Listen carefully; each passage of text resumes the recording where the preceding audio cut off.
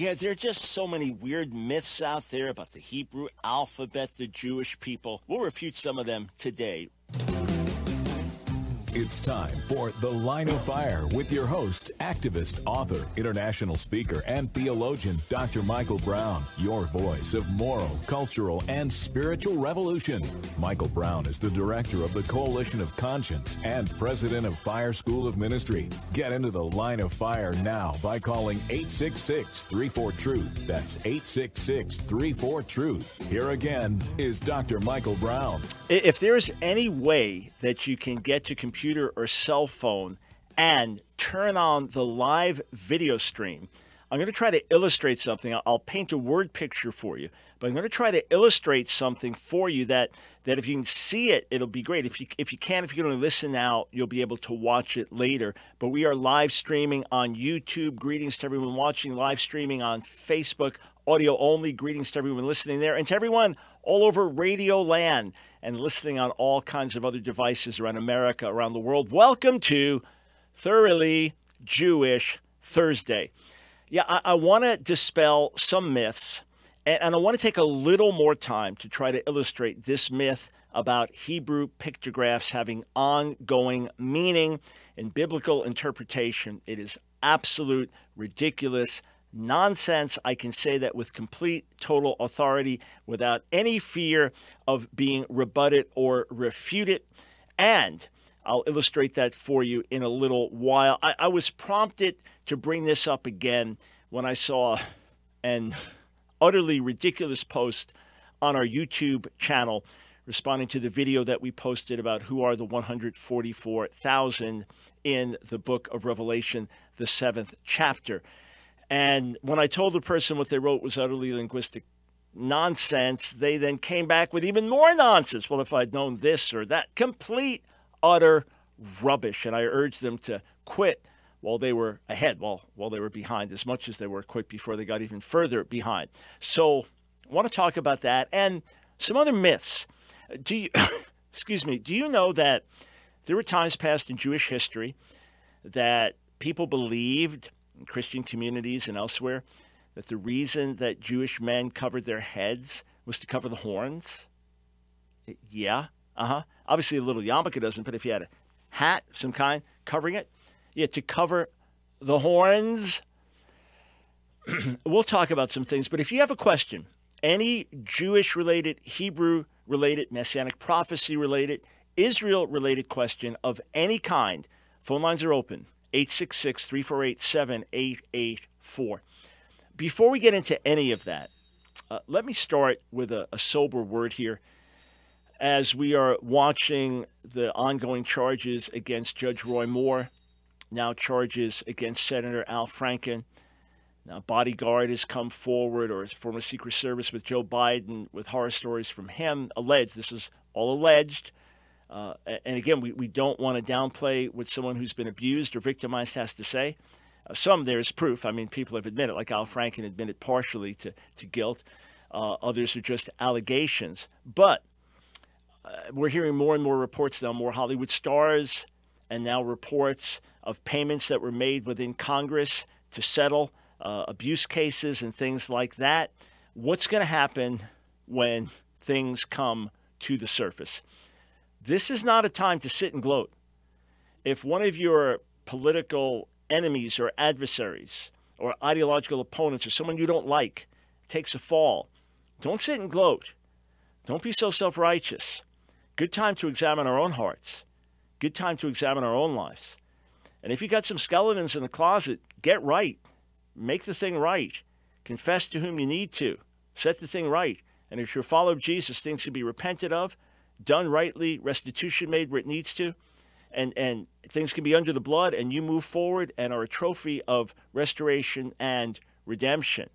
But let's not just sit around and gloat in a self-righteous way. Let's examine our own lives. This is a shaking. This is a serious shaking.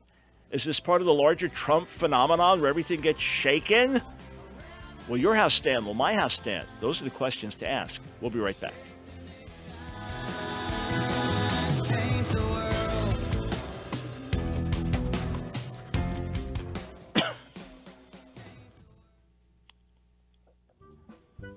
I want to present to you a unique way that you can partner together with me to reach Jewish people with the good news of Jesus, Yeshua, the Messiah. Hey, Paul wrote that the gospel is to the Jew first, but many of us don't know how to reach the Jewish people with the gospel. Can I tell you, we have a unique open door and Jewish people are ready to hear, but we need your help.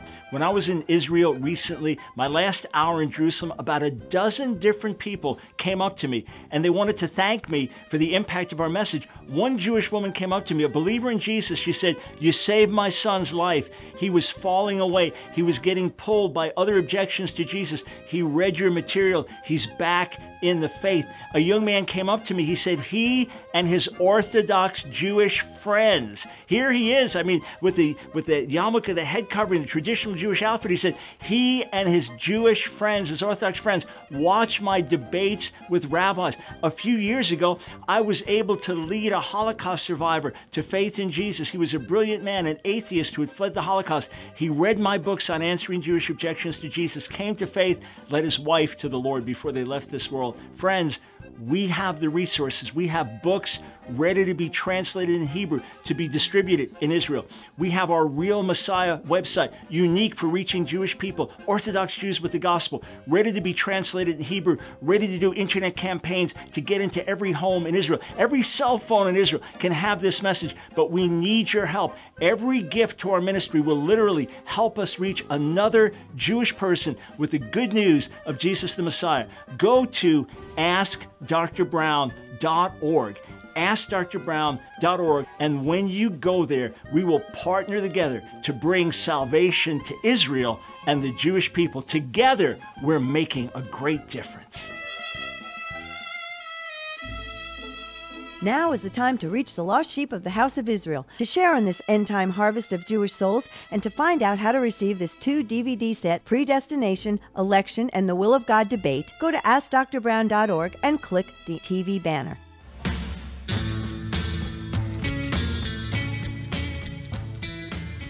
Welcome to our Thoroughly Jewish Thursday broadcast, 866-34-TRUTH. Yeah, someone asked, what horns? What were Jewish men allegedly covering up? What kind of horns? Devil horns! That's why some people in the past actually thought that Jewish men had horns. And then, because of a misinterpretation of the Hebrew word keren, which can mean horn, but can also refer to a ray or refer to, a sign of glory. So horns of light coming from Moses did not mean he had horns coming out of his head as some artists depicted him, but rather these were like rays of light, rays of glory. But this is how myths happen, myths spread. And there's one I hear all the time. Someone said, oh yeah, at a prominent Bible school, a guy uses this, he teaches this. I've got to get to him and tell him it is nonsense. And I'm going to illustrate. I'm going to take a few minutes and illustrate things for you. And I think this will really, really be helpful. But first, let me read this ridiculous comment. It was on our YouTube channel, Ask Dr. Brown, where I posted a short video. We're trying to do these in 3 minutes or less now. A short video on who are the 144,000 sealed from the 12 tribes of Israel in Revelation 7, and why is the tribe of Dan missing, which is a mystery and scholars have different answers. So someone posted this. The tribe of Dan is not there because they're hidden. Dr. Brown would know this. No, I don't know this. D is Dalet, which is a door, and Aleph, A, then Nun, N. So An, A-N, is hidden behind the Dalet door. Wrong. There is no Aleph in the spelling. It is Dalet Nun, D-N. There is no Aleph in the Hebrew spelling. Not only is this ridiculous and completely impossible in terms of understanding the history of the Hebrew language and how the language is used and preserved, as I will show you shortly, that's spelled wrong. It would be like making a major case about the spelling of Michael and explaining what the K stands for. Well, there is no K in the name. So I rebutted this. I mean, it's this whole theory here, and And Daniel, El is God, so Daniel is that An is hidden in God behind the door. I mean, this is gibberish. Gibberish with capital letters, gibberish. God says, I am, but Dan is An. He is a man like God, but is not God. It goes, oh, the M and N are similar. The M is a mountain. So God is saying, I am, would be saying, I, meaning me, a strong M, mountain. I am a strong mountain. Nonsense. Nonsense. Daniel is, my God is judge, or my God judges. There's no mystery here whatsoever. And we know when the child was born and the name was given to him, Don, that it was tied in with the root for judging and justice. This is nonsense. I might as well tell you that the word nonsense, actually the N stands for noodle, and the O stands for Omicron, and the next N stands for Nudnik. So it is noodle, Omicron, Nudnik, and the S stands for Santa, and the E stands for eel. And then you have another N that stands for Nancy, my wife, because she's so important. And then you have another S that stands for shout, because I want to shout about how special she is. How does that fit in with Nudnik, Noodle, and Omicron? Oh, I have the secret. It's nonsense.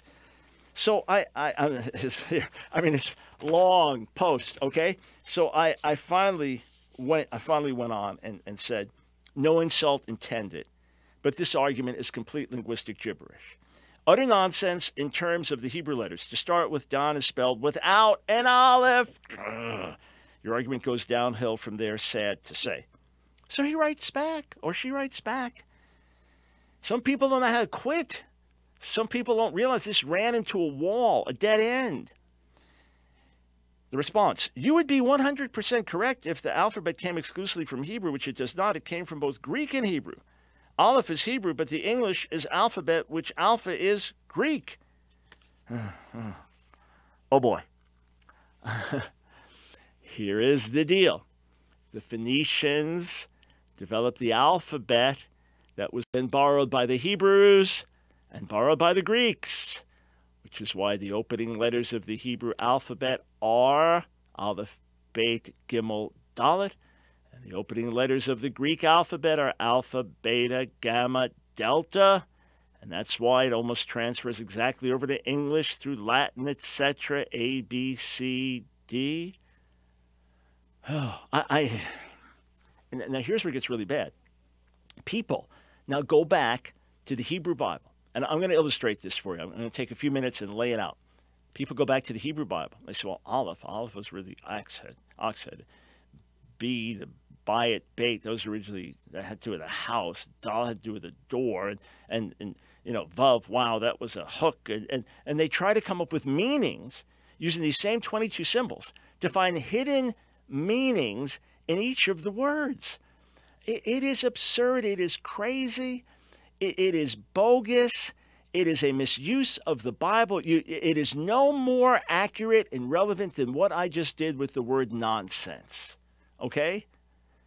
The word boy, well, if you really study it, you'll see that the B represents Boris, and the O represents Oi, as in Yiddish, Oy vey, and the Y represents the New York Yankees, because there is a hidden connection between Boris Yeltsin, the Yiddish expression Oy vey, and the New York Yankees, proving that the Jews rule the world. I mean, it would be that idiotic and stupid.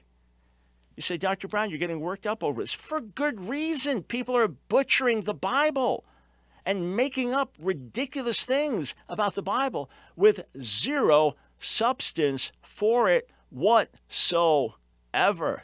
Enough with the madness. Please. Was that a nice, polite ending? Please. 866-34-TRUTH.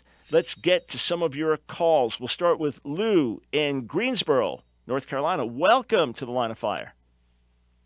Thank you very kindly. I have a question pertaining to Genesis 4. Mm-hmm. And the question is this: the sons of God and the daughters of men. What's your take on that? Yes, so in Genesis, the 6th chapter, sir, we've been asked that question a lot, and it's one that keeps coming up. If you'll go to our website, AskDrBrown.org, and just type in Nephilim, Nephilim, Nephilim. That's a key word that's used in Genesis 6. Does it mean fallen ones? Does it mean those who fall on others? Is it just, referring to a race of giants? My best understanding of the text is that it does refer to angels taking on human form, being able to procreate, taking women for themselves, and bearing children that were giants and that were there before the flood, and that would seem to explain, if this happened again after the flood, why you had the Anakim, the Rephaim, these races of giants that the Israelites may have, wiped out. You say, could it just refer to the godly line of Seth in contrast with the wicked line of Cain? There's no hint of that in the text. There's no indication that that union would have produced something so ugly that God had to bring judgment. There is no evidence that daughters of men is anything evil or wrong, sons of God, in contrast with daughters of men. If daughters of men meant a wicked line of Cain, why not refer to them in some wicked way, or daughters of wicked people rather than just daughters of men? So the contrast there really doesn't work. It sounds odd to people that this could have happened, but this seems to be supported by 2 Peter and Jude, the angels that left their first estate that are punished, the angels that sinned at the time of the flood. This seems to be what it's pointing to. So again, to find out more, go to AskDrBrown.org, AskDrBrown.org, type in Nephilim, Nephilim. Also, while you're there, check out in our digital library my teaching about the 144,000. See what you think about it. I just lay out my thoughts in brief, so that's all in the digital library, the 144,000, many, many other related subjects. Thank you, sir, for your question. There's always pushback on that, understandably, and people say, well, how could angels procreate? Fair question. Don't only humans procreate? So was it angelic beings taking over human bodies? These are fair questions to ask, but the most basic reading of the text to me, and one that was widely believed in the ancient Jewish world, Book of Enoch, etc., is that these were fallen angels, angels that sin. All right, we'll come back with your calls in a few minutes. I'm going to graphically illustrate how we got our Hebrew alphabet and even our English alphabet. Stay right there. Change the world.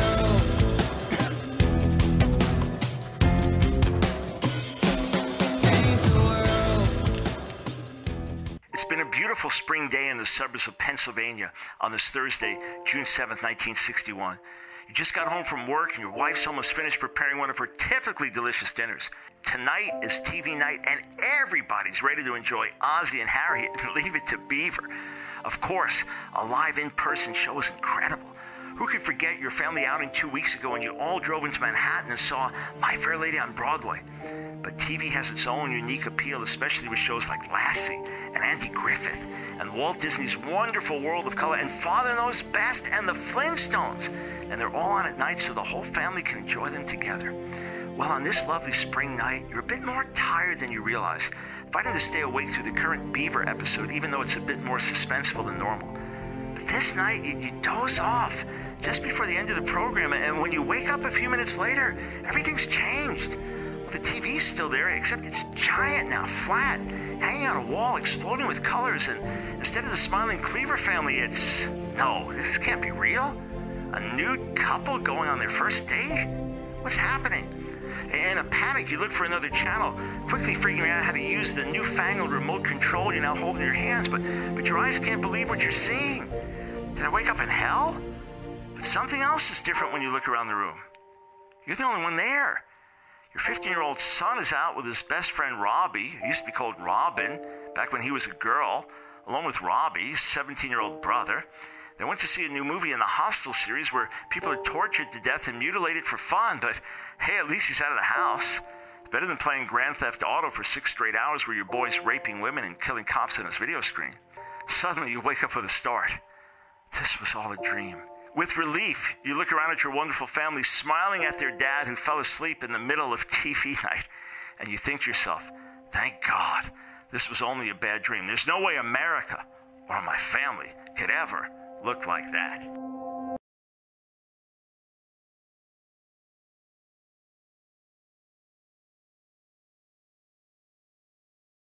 Revolution. Here again is Dr. Michael Brown. That music tells you it is Thoroughly Jewish Thursday. Michael Brown, delighted to be with you. 866-34-TRUTH. That is the number to call if you've got Jewish-related questions, if you want to find out about myths that you've heard. Oh, behind everything happening in the world today, it's not just the Illuminati, it's Rothschilds.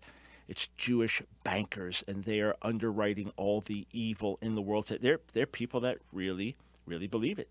And because Jews have had success in banking, and for the small percentage of Jews in the world, we have a lot of influence, that lends credence to it.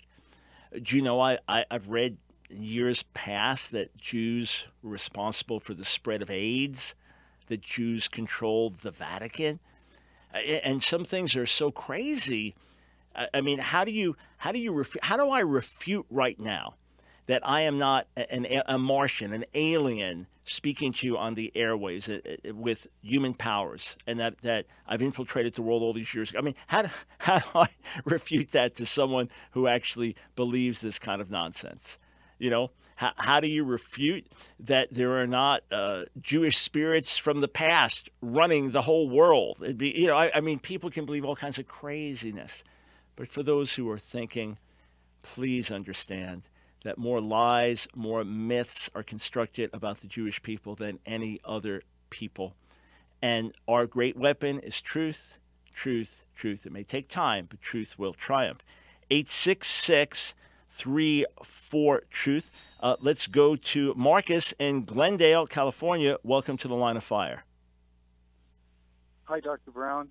Just want to say I'm grateful to the Jews for my salvation, ardent supporter of Israel. I want to make that clear up front. Well, thank you, sir. But I do have, and that's why I'm coming to you, because I believe that that you have the truth. Yeah. So I'm asking about Hosea 1:11, and I'm asking. It looks to me like the first part of that verse is talking about modern Israel. Do you think it is? Hosea 1:11. I'm familiar with, of course, the whole passage. Just want to make sure I have the right verse. Yeah, the people of Judah and the people of Israel will come together. They will appoint one leader and will come up out of the land, for great will be the day of Jezreel. It's debatable.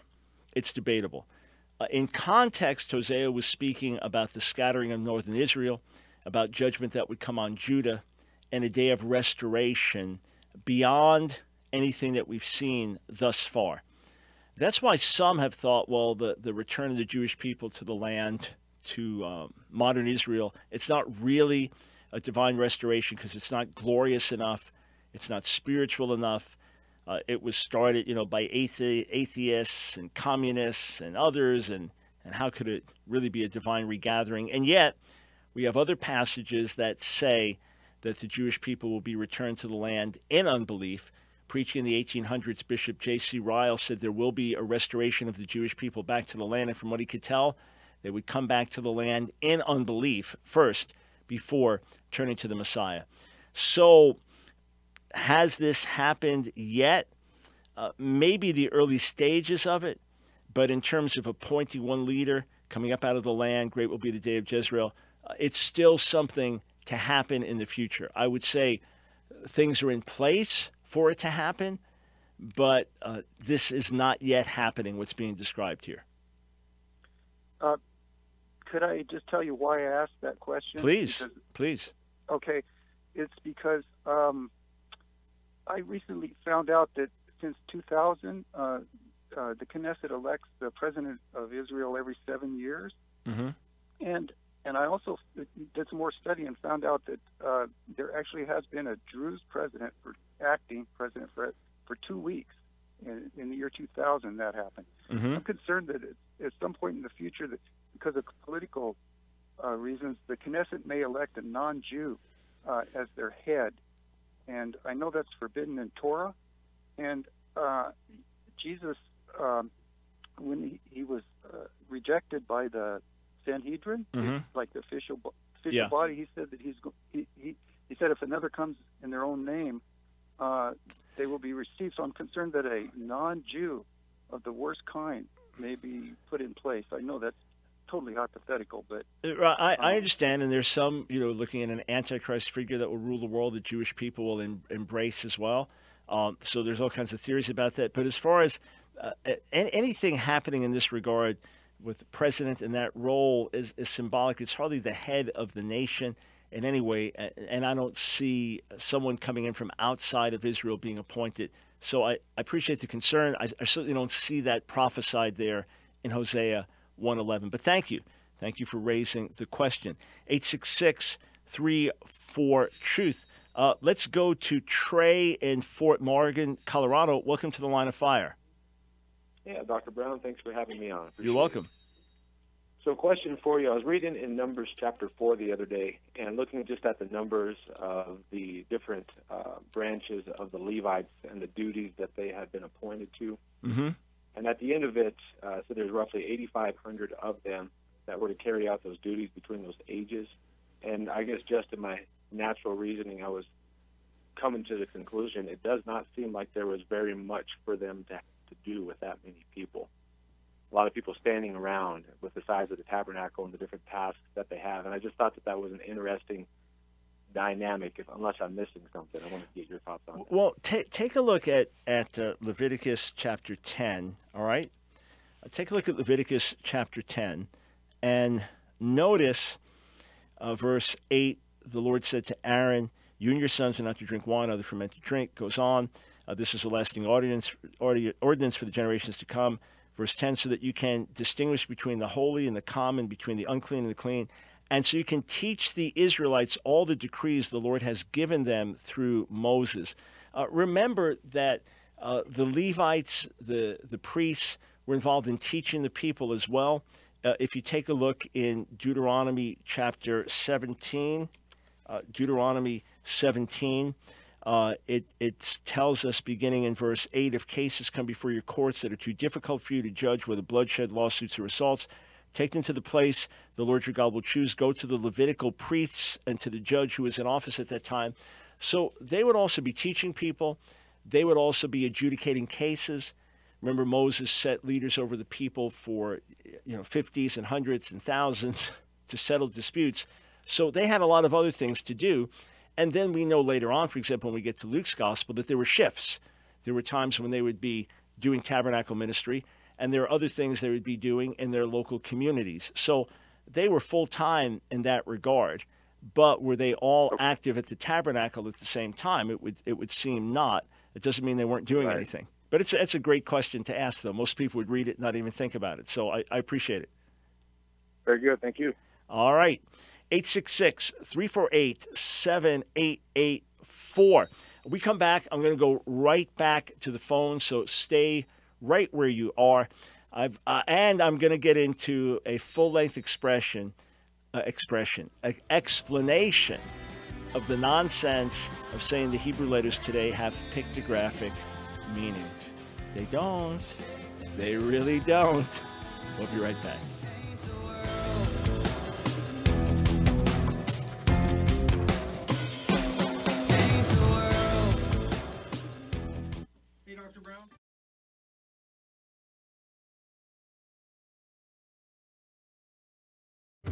On the program today is Dr. Michael Brown. Good to have you on, sir. Great to be with you. Thanks. Yeah, it's good to have you on again, I should say.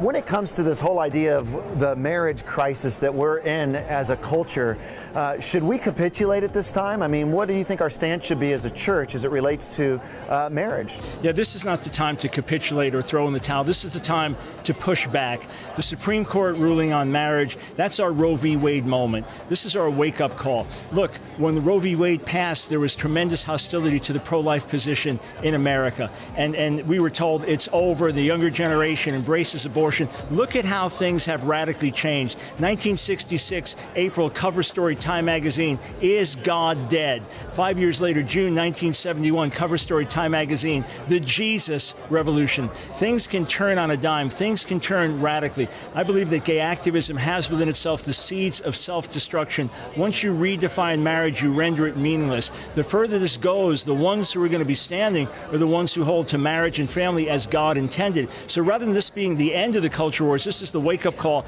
This is the beginning. And I believe that unless Jesus comes first, we're going to see the tide turn. Get into the line of fire now by calling 866-34-TRUTH. Here again is Dr. Michael Brown.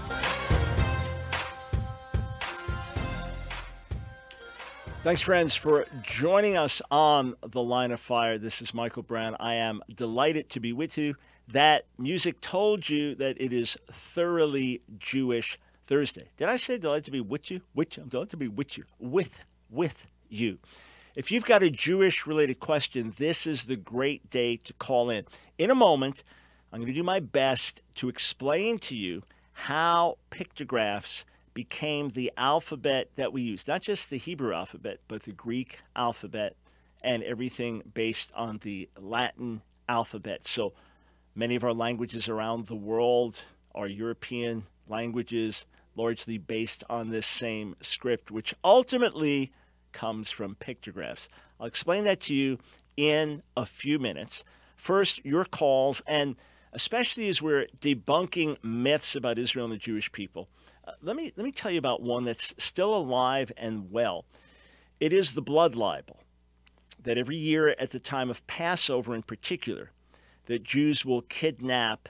It could be a child, now it could be a Muslim child. In times past, it would be a Catholic priest or a Catholic child, and that they would torture the person and then drain their blood and use their blood in the making of matzah, unleavened bread. You say, well, of course, nobody would ever believe that. Oh, yes. Jewish communities were tortured, were burned at the stake for these alleged crimes in centuries past. And there was in recent years in Syria, when I was doing research for Our Hands Are Stained with Blood in the early 90s, a best-selling book in Syria had turned that into a novel. And there was a TV series in Egypt that memorialized that. And I continue to see propaganda that comes out from radical Islam and comes out from neo-Nazis or other groups that points in the same direction. People still believe this. I remember hearing about, was a friend or friend of a friend, I forget, it's many years ago, but the details I remember, that there was someone that had come over from Eastern Europe, a Gentile, Catholic, Orthodox background, whatever it was, had come over to the States, and it was Passover time. And when something came up about matzah, no, it's mixed with blood. They actually believed that because they had heard that. Yeah, and this is somebody in our lifetimes, friend, and there are many, you'd be shocked, who still believe the infamous blood libel. I've researched it. I have whole books on it, documenting it through the centuries. 866-34-TRUTH. Let's go to our friend Todd in Seagrove, North Carolina. Welcome to the Line of Fire. Thank you, Dr. Brown. My question is coming from chapter 28 of Ezekiel. Yep. Lucifer is described as the anointed cherub who covers. Mm-hmm. And I know what the cherub are. I know they're a division of angels. But my question is what or who did Lucifer cover as the anointed cherub? Yeah, it's really not so easy in the Hebrew, to be honest. And as I'm just getting the scripture up there, so of course it's an oracle. Ezekiel 28 is an oracle against the king of Tyre, and then behind his pride, an expose of Satan and his fall. That's the best way to understand that. But beginning in verse 11, you were the seal of perfection, full of wisdom, perfect in beauty. You were in Eden, the garden of God. Every precious stone adorned you, carnelian, chrysolite, emerald, topaz, etc. Your settings, turquoise made of gold. You were anointed as a guardian cherub, for so I ordained you. That's the way verse 14 is translated, say, in the NIV. If we look at some other translations, let's just see the ISV and see how it's translated there. This says you were a guardian, and this you were the anointed cherub, having been set in place on the holy mountain of God. To say the cherub that covers is only one possible translation of the Hebrew. Certainly no indication whatsoever, if that was an accurate translation, what the cherub was covering. Probably not the best translation anyway.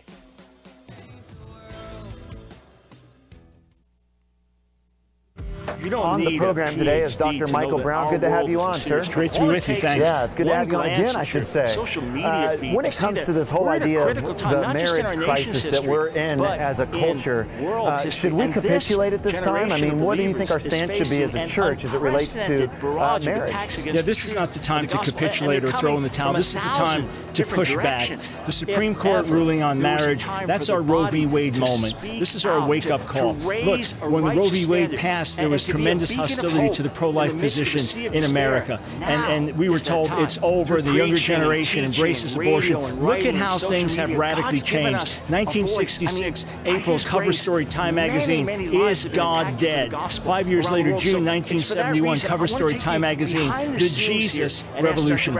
Things can turn on a dime. Things can turn radically. I believe that gay activism has within itself the seeds of self-destruction. Once you redefine marriage, you render it meaningless. The further this goes, the ones who are going to be standing are the ones who hold to marriage and family as God intended. So rather than this being the end of the culture wars, this is the wake-up call. This is the beginning. And I believe that unless Jesus comes first, we're going to see the tide turn. Command Central. This studio is not just used to produce the Line of Fire radio broadcast, but we also produce in this studio hundreds of YouTube videos that you see, as well as our media for other ministry outlets like God TV and NRB TV. So this studio is really the heartbeat of everything, all the media that we produce at Ask Dr. Brown. And now we are ready to step into a whole new realm, and we can do it with your help. So I'm asking you today to partner with us. Through your generous donations, we can fulfill this mandate from the Lord in this battle for the hearts and minds of a whole generation, and you can help amplify my voice. Friends, stand with us today. Together, we're making a difference.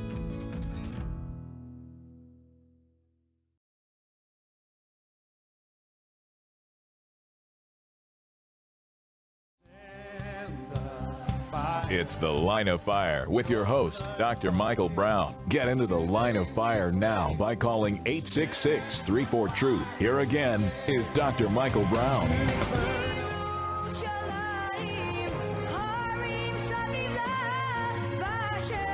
Thanks, friends, for joining us on Thoroughly Jewish Thursday on the Line of Fire. All right, I want to take a minute to illustrate for you how we got the alphabet that we have today. Originally, you had things called pictographs. People would draw a picture that represented the sky, represented a person, represented different things. So you would have thousands of signs like this. That's why I say in Chinese, which goes back to pictographs, you have so many signs. Egyptian hieroglyphics, they are those pictures, right? And that's where it starts. So for example, I'll show you something. If you're watching, this would have been in Sumerian. So if you picture trying to make a star just with lines, like one down, then stroke across, then diagonal strokes, this is basically what it would look like. This stood for An or Anu, sky or heaven, but it also stood for the Sumerian word for God, Dingir. All right, so this was a pictograph. When this pictographic script, so again, you have thousands of different pictures that represent different things. Then over a period of time, it can represent a picture or it could represent the sounds behind that picture. So if this represented sky or heaven, it could represent the sounds An or Anu.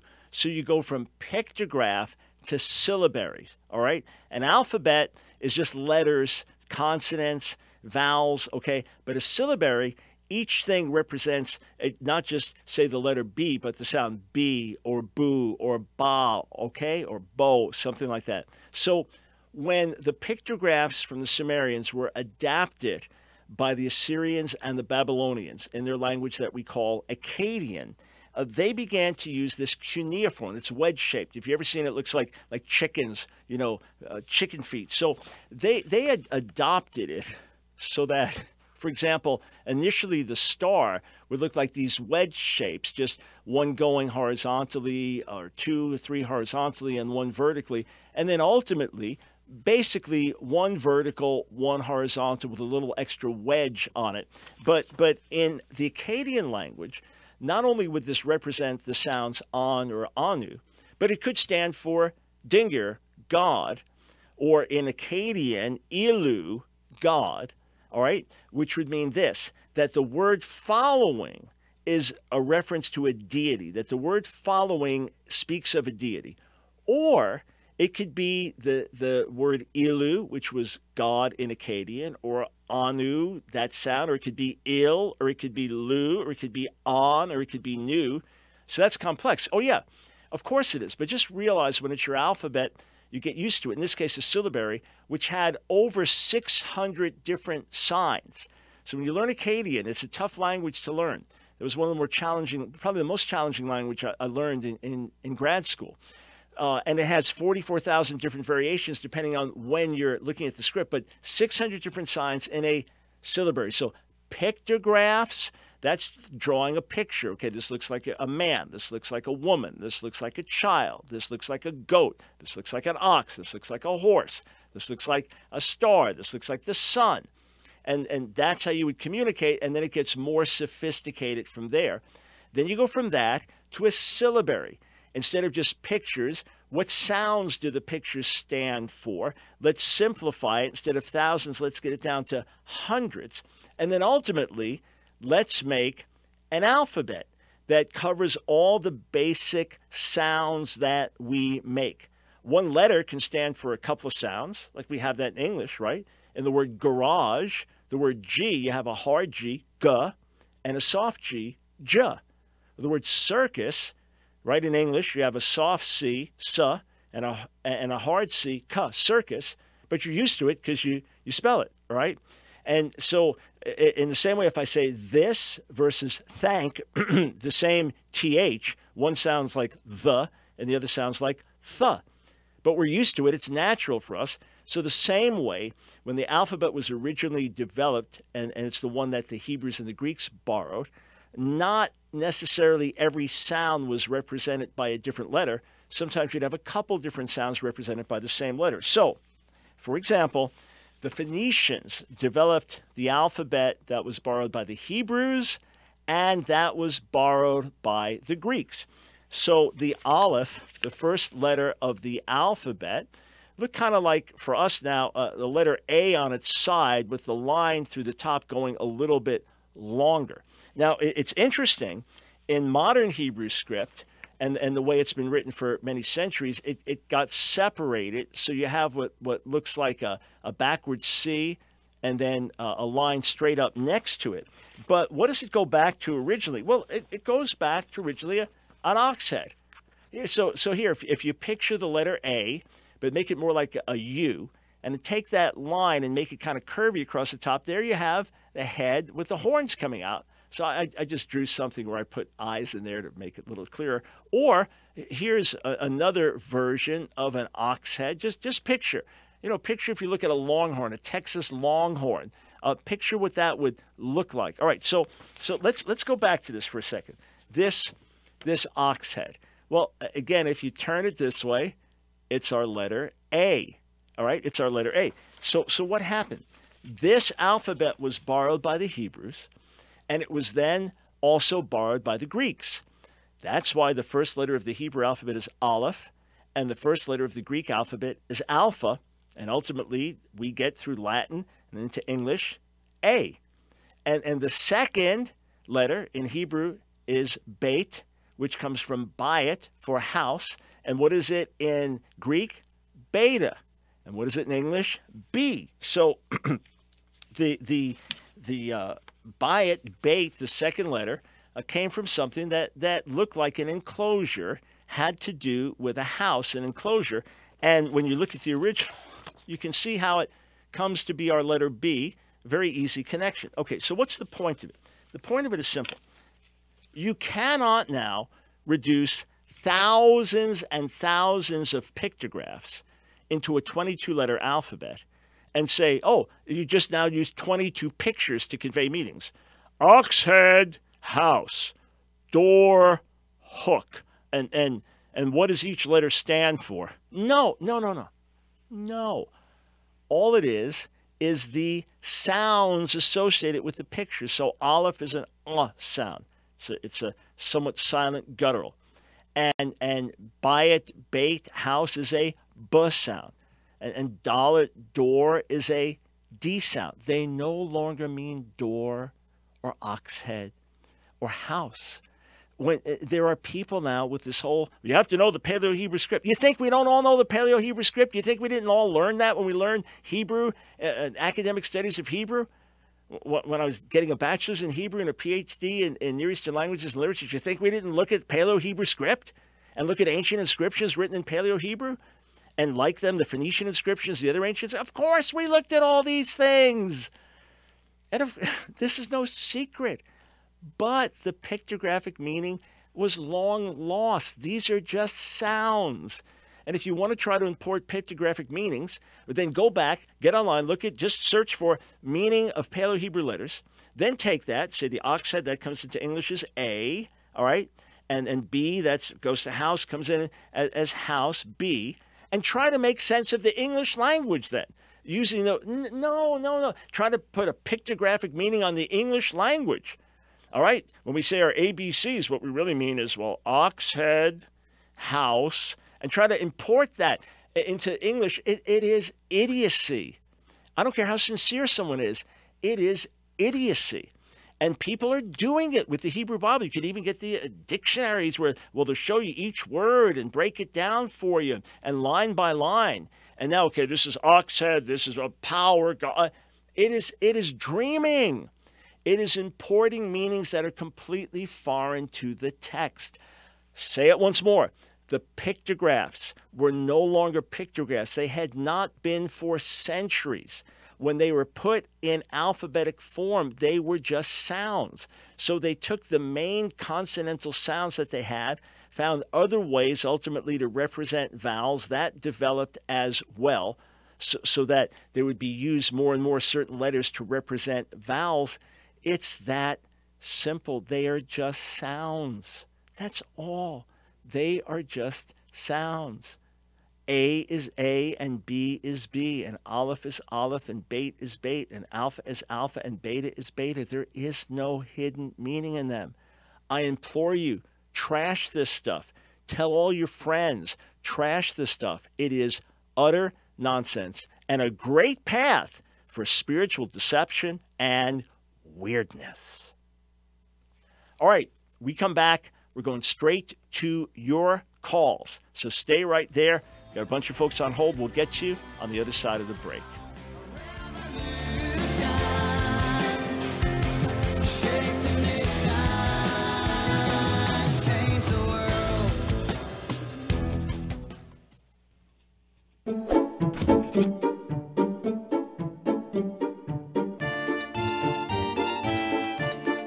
Kavod.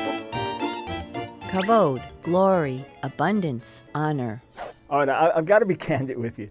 Many times when pastors and teachers and folks on TV quote the Hebrew, they don't get it right. I got to be honest with you. Sometimes they mispronounce it. Sometimes they don't explain it properly. But one word that they often get right and pronounce right is the Hebrew word kavod, which means glory. And I've heard that it comes from a root having to do with heaviness and weight. You're absolutely right. It can refer to if someone's got lots of possessions, like Abraham, speaking of his kavod, all of his possessions, the riches that he has. It can refer to that. The same root can be used, say, to speak of something that's heavy. Israel is an am keved avon, a people weighed down with iniquity. That's the word keved. It can speak of the liver. Kaved, the liver, which literally means heavy. Why? Because it was considered to be the heaviest organ in the body, so it was literally called heavy. So what is God's kavod? Yes, it is His glory. Yes, it is His splendor. But in a very unique way, it speaks of the manifestation of His presence. It is the visible manifestation of the power and the presence of God. And that's why you'll read, say, Exodus 40, the building of the tabernacle. God's kavod fills the tabernacle, and as a result, Moses can't enter and minister. I mean, that presence was so thick, he couldn't enter and minister. And in the same way, we have it in 2 Chronicles, the 5th chapter, with the dedication of Solomon's temple, that the kavod, it fills the temple the same way the priests can't enter. So even though the kavod is not always seen and it is not always physically felt and manifest, it is just as weighty and heavy. And the amazing thing is that the Messiah in us, Paul tells us, that is the glory of God revealed within us. Get into the line of fire now by calling 866-34-TRUTH. Here again is Dr. Michael Brown.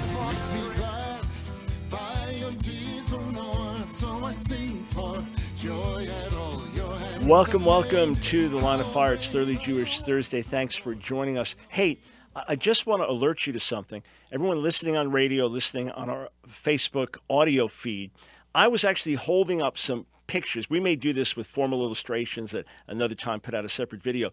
But I just drew out some things with markers before. I was holding them up and showing everyone watching on YouTube could see that. You say, well, I can't watch on YouTube right now. Great.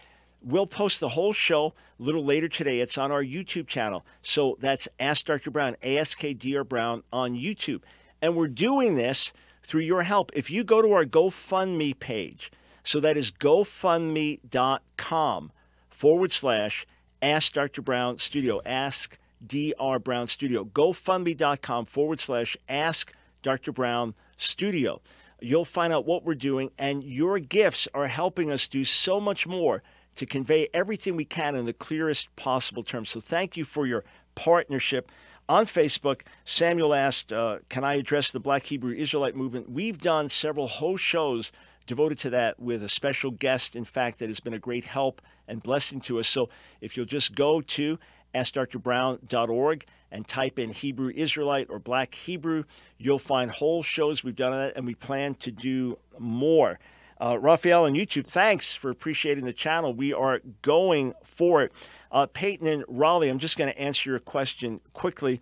The book of Joshua or Yashar, should it be in the Bible? We don't have it. We don't have it. There is a book that was written many centuries after the Bible, claiming to be the book of Yashar, but we don't have the original. If God wanted us to have it, we would have had it. It's quoted, it's referenced, but other books, ancient books, are quoted and referenced, and we don't have them. It was not God's purpose for us to have them. If they're ever discovered somewhere, fine. But the so-called book of Joshua you'll see online today, that's not the original. That was something written many centuries later. And Jerichiah, name of God, proper transliteration Yahweh, or Jehovah, or Jesus, Yeshua. If you go to AskDrBrown.org, you will find full explanations of the right transcription and the right transliteration and pronunciation of those names, all at AskDrBrown.org. Let's go over to United Kingdom. James, welcome to the Line of Fire. Hello, Dr. Brown. James calling from the UK once again. Yes, sir. I remember chatting with you. I just had a question about understanding how Christians should view Israel and the relationship between Israelis and Palestinians. Asking as a Christian who honestly doesn't really know what to think of the Israeli-Palestinian situation, got some very, very mixed feelings. Do you think it's possible to consistently love and care for and support the Israeli people without necessarily supporting the institution of the State of Israel? You could love Israelis, but you're going to be undercutting them at every turn by not recognizing the legitimacy of the state. And it's going to be very hard to understand why they take the security measures they do, why the homeland is so important to them, if you don't recognize the legitimacy of the state. Yeah, you can still love Israeli people. I would suggest to you a better path is to recognize that God has restored the Jewish people back to the land, that it is of critical importance to God, to the world, and to the Jewish people that it's happened, but that you can be for Israelis and for Palestinians and for justice at the same time. I have friends of mine in Israel that work closely with Arab believers that support justice for Palestinians and that are 100% standing with Israel. So here's why I believe it's so important, James. Number one, scripturally, the only way the Jewish people could be back in the land today, 6 million strong, is if God regathered them. Because when God blesses, no one can curse. When he curses, no one can bless. When he smites, no one can heal. When he heals, no one can smite. When he opens the door, no one can shut it. When he shuts the door, no one can open it. And when he scatters, no one can regather. The only way that we've been regathered, having been scattered in God's wrath, is not by our power or by the will of man, but by the will of God. We also have very clear prophetic scripture, say Zechariah 12 and Zechariah 14, among other passages, that Jesus will return to a Jewish Jerusalem, and that Jewish Jerusalem will be attacked by the nations of the world. That can only happen if the Jewish people are back in the land and have sovereign control over Jerusalem. Not only so, but only the Jewish people have been longing through the centuries to be back in the land. Others who lived there never made it their official homeland or state. There was no such thing as Palestinian really before the Six-Day War. And after that in 1967, those that identified before as Jordanians now identified as Palestinians. Before that, if you spoke of the Palestinian people, you were talking about Jews, because they were the ones living in Palestine that said this is our homeland. When a Muslim prays, say, living in Israel, a Muslim could have their back to Jerusalem because they're facing Mecca. Jews around the world are praying towards Jerusalem. And you have the physical nation of Israel is about 1/650th of all the surrounding Arab and Muslim land. So you're talking about one sliver of land for Jewish people almost wiped out by the Holocaust. And this is in keeping with prophetic scripture. I say plainly, it's God who brought the Jewish people back. It's the devil who wants to destroy them. Therefore, it's imperative that we recognize that and stand with them, also understanding the horrible history of oppression, and also understanding that Jewish people would love to live in harmony with their Palestinian neighbors. They don't want to be at constant war. They don't enjoy sending all their kids, male and female, into the army for 3 years for men and 2 years for women. They don't enjoy having to spend so much on security and having to, you go into a mall and you have to go through metal detectors. They don't enjoy that, but they have to do it because they're radical Muslims and others who want to destroy them. The dictum remains true that if the Palestinians put down their weapons, there'd be no more war. If the Israelis put down their weapons, there'd be no more Israel. So we stand with Israel for many reasons, but if Israel is mistreating its Palestinian neighbors, if Israel is not doing what is right and fair for its Palestinian neighbors, then we call Israel to account because we want justice for all. And if the surrounding Arab nations had absorbed the Palestinian refugees the way Israel absorbed Jewish refugees, you would have had no problem whatsoever. But this was a specific plan. In the 1950s, the Arab League specifically said, we will not bring in any of the refugees. Why? This must be a lasting blight and a lasting indictment against Israel. That's why you even have in the Palestinian territories and in countries like Syria and Lebanon, you still have Palestinian refugee camps among their fellow Arabs because they're just not letting them settle. So this is the reality to this moment. There's a great book, too, by David Brogg. Let me just get the title for you, if I can call it up. David Brogg, it's one of the newer ones that addresses this, B-R-O-G, Reclaiming Israel's History, Roots, Rights, and the Struggle for Peace. David's a Jewish person, not a follower of Jesus. I think you'll find it helpful. David Brogg, Reclaiming Israel's History, Roots, Rights, and the Struggle for Peace. Hey, I'm out of here, but back with you taking your questions tomorrow.